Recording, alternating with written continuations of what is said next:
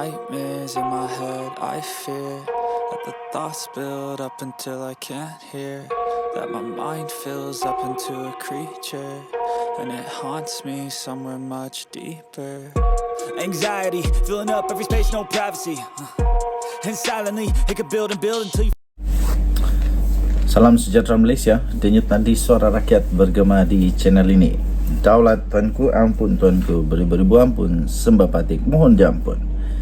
Tahniah diucapkan kepada Kebawah Duli Yang Maha Mulia Sultan Johor, dan TMJ memberi satu peringatan kepada mereka-mereka yang bakal berhadapan dengan Kebawah Duli Yang Maha Mulia Sultan Johor ini. TMJ juga menyatakan perkara yang amat penting untuk seluruh rakyat Malaysia, dan saya sangat-sangat teruja untuk menantikan Sultan Ibrahim menjadi agung. TMJ berkata Sultan Ibrahim jadi agung nanti masa yang menarik. Kita tengok nanti apa yang berlaku kepada mereka-mereka yang suka sangat kacau institusi diraja, yang suka sangat sentuh-sentuh institusi diraja, yang suka sangat teret-teret nama-nama institusi diraja. Kita tengok nanti apa berlaku. Masih beranikah duk kacau-kacau institusi diraja ni? Saya harap dengan Sultan Ibrahim jadi agung nanti, ada perubahan ketara kepada mereka yang suka sangat duk kacau, duk persoal dan juga menghina institusi diraja ini. Ingat, kita berada di negara Malaysia yang menghormati kedaulatan raja-raja ini. Kalau tak suka dengan perlembagaan negara Malaysia, dengan kehidupan kita yang begitu bagus di Malaysia ni, banyak negara lain yang kamu boleh tinggal, tak ada masalah. Berikutan kejatuhan keruntuhan kerajaan PH pada 2020, peranan Raja-Raja Melayu dalam politik dan pentadbiran negara semakin penting. Sejak pilihan raya umum 2018, Raja-Raja Melayu telah merungkai episod politik dua rampasan kuasa di tengah-tengah pandemik COVID-19 dan kebuntuan selepas pilihan raya negara tahun lepas. Sultan Pahang Al-Sultan Abdullah Riyatuddin Al-Mustafa Billah Shah yang menjadi di-Pertuan Agong ketika pergolakan politik ini serta menyaksikan 3 lagi Perdana Menteri mengangkat sumpah akan berundur pada Januari tahun depan. Baginda akan digantikan oleh Sultan Johor, Sultan Ibrahim Sultan Iskandar dan Tunku Mahkota Johor TMJ Tunku Ismail menjelaskan ayahandanya mempunyai agenda yang sangat jelas apabila menjadi agung kelab. Dia selalu cakap tentang mengembalikan orde pemerintahan kerana dengan situasi-situasi yang kurang stabil dalam negara. Jadi baginda nak memberi lebih kestabilan kepada negara, kata putra mahkota itu pada siaran Keluar Sekejap malam tadi. Tunku Ismail juga percaya pemerintahan ayahandanya akan menjadi masa yang menarik. Masa yang menarik. Jadi ke bawah Duli, Sultan Ibrahim ada rancangan dia nak bekerjasama ataupun berkongsi pendapat dan pandangan kepada Perdana Menteri. Kita akan lihat, katanya. Apabila mengulas mengenai prestasi Perdana Menteri, Tunku Ismail berkata, sebagai warga negara, baginda turut mempunyai hak untuk mengulas mengenai perkara politik. Kedua-dua Sultan Ibrahim dan Tunku Ismail seringkali menyuarakan pendapat mengenai pelbagai isu baik di peringkat negeri maupun peringkat nasional. Sementara itu, Putra Mahkota Johor juga berkata ayahandanya tidak akan berkompromi dalam hal menjaga kepentingan rakyat. Katanya dia akan menjadi agung yang no nonsense, iaitu tegas bila berkaitan dengan kepentingan terbaik negara. Jadi dia adalah seorang yang tegas tetapi memahami, kata TMJ.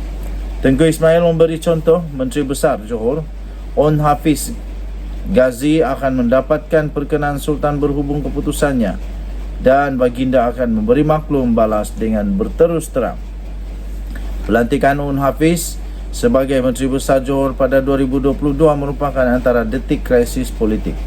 Ini kerana BN Johor pada awalnya telah menggembar-gemburkan Hasni Mohamad akan kembali menjadi Menteri Besar sekiranya gabungan itu memenangi pilihan raya negeri. Walaupun BN menang majoriti 2/3 di negeri itu, namun pelantikan Hasni tidak menjadi kenyataan dilaporkan kerana campur tangan dari kuasa lebih tinggi. Sementara itu, Tunku Ismail berkata ayahandanya akan keluar. Ayahandanya dan keluarga sedar akan tanggungjawab sebagai agung. Ini adalah tugas besar. Ini adalah tugas tanggungjawab untuk negara, bukan Johor saja. Kata TMJ. TMJ juga berkata, tapi anda nampak apapun keputusan yang dibuat ataupun polisi yang dibuat ke bawah duli ada agenda tersebut. Perkara itu pun akan memberi manfaat kepada negeri Johor juga dan juga negeri-negeri lain secara tidak langsung. Maksud saya, ia tanggungjawab yang besar, katanya lagi. Denyut nadi suara rakyat bergema di channel ini. Saya sangat teruja menantikan agung yang baru ini untuk mengubah banyak perkara di Malaysia. Denyut nadi suara rakyat bergema di channel ini. Kita jumpa lagi. Bye-bye. Salam sejahtera Malaysia. Denyut nadi suara rakyat bergema di channel ini. Ampun Tuanku, beribu-ribu ampun daulat Tuanku. Baru-baru ini TMJ telah muncul di dalam satu podcast Khairi Jamaluddin dan juga rakan baiknya dalam UMNO berkenaan dengan soalan-soalan yang berkaitan dengan politik, terutamanya tentang yang termasuk dengan UMNO. Dan selepas itu Baginda Tuanku Mahkota Johor memberitahu bahawa Datuk Seri Anwar Ibrahim perlu lebih berani dan tegas dalam membuat keputusan.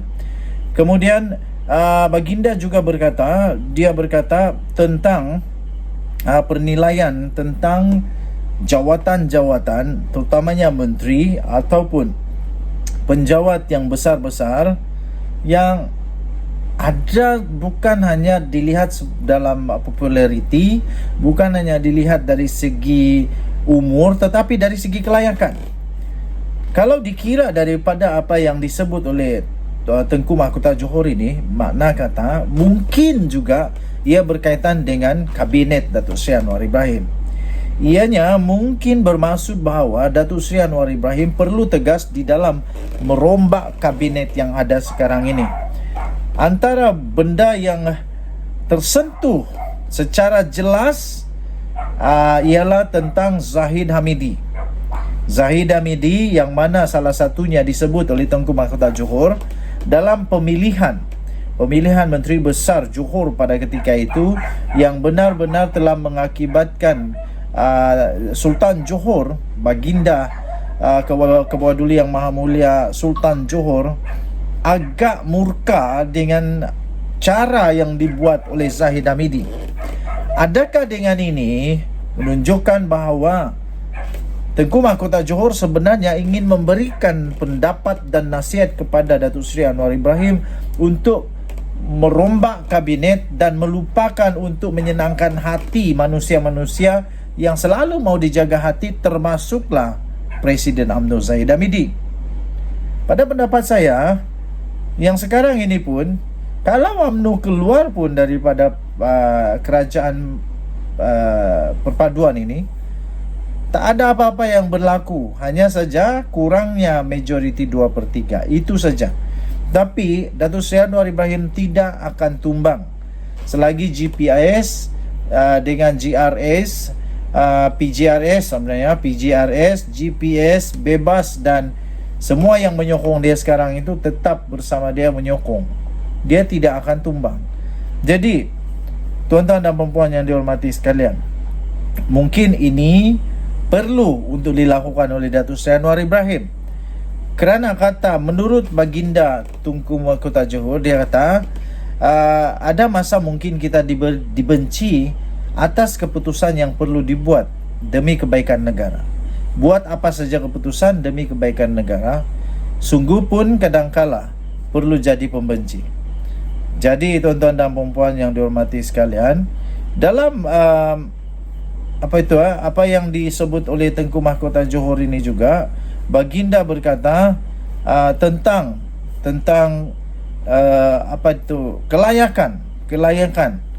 kelayakan bukan diukur secara seniority sahaja, popularity sahaja, tetapi kelayakan,